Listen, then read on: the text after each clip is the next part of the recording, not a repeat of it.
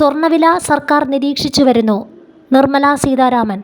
Indian വിപണിയിലെ സ്വർണത്തിൻ്റെയും വെള്ളിയുടെയും വില സർക്കാർ നിരീക്ഷിച്ചു വരികയാണെന്നും നിലവിലെ സാഹചര്യം ആശങ്കാജനകമല്ലെന്നും കേന്ദ്ര ധനമന്ത്രി നിർമ്മല സീതാരാമൻ. സ്വർണത്തിനും വെള്ളിക്കും നിലവിൽ ആവശ്യകത ഉയർന്നത് സീസണലാണെന്നും അവർ കൂട്ടിച്ചേർത്തു. റിസർവ് ബാങ്ക് ഓഫ് ഇന്ത്യയുടെ സെൻട്രൽ ബോർഡ് ഓഫ് ഡയറക്ടർമാരുമായുള്ള ബജറ്റിന് ശേഷമുള്ള പതിവ് കൂടിക്കാഴ്ചയ്ക്ക് ശേഷം മാധ്യമങ്ങളോട് സംസാരിക്കുകയായിരുന്നു ധനമന്ത്രി. വിപണിയിലെത്തുന്ന മിക്ക സ്വർണവും ഇറക്കുമതി ചെയ്യുന്നതാണ്. നമ്മൾ ഇറക്കുമതിയെ ആശ്രയിക്കുന്ന രാജ്യമാണ്. ആവശ്യകത നിറവേറ്റാൻ ഇത് പര്യാപ്തമല്ലാത്തതുകൊണ്ട് ചില നടപടികൾ സ്വീകരിച്ചിട്ടുണ്ട്. സ്വർണത്തിന് നല്ല നിക്ഷേപ സാധ്യതയുണ്ട്. രാജ്യത്തെ ഉയർന്ന ആവശ്യം സീസണലാണെന്ന് തോന്നുന്നു. ഞങ്ങൾ ഇത് നിരീക്ഷിക്കുന്നുണ്ട്. ഇത് ആശങ്കാജനകമായ അവസ്ഥയിലെത്തിയിട്ടില്ലെന്ന് നിർമ്മല സീതാരാമൻ പറഞ്ഞു. റിസർവ് ബാങ്കും ഈ സാഹചര്യം നിരീക്ഷിക്കുന്നുണ്ടെന്നും ധനമന്ത്രി പറഞ്ഞു.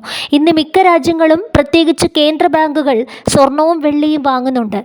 കേന്ദ്ര ബാങ്കുകളുടെ വാങ്ങൽ കാരണമാണ് അന്താരാഷ്ട്ര വിപണിയിലെ സ്വർണത്തിൻ്റെയും വെള്ളിയുടെയും വില വർദ്ധിച്ചും കുറഞ്ഞും വരുന്നതെന്ന് ധനമന്ത്രി വ്യക്തമാക്കി.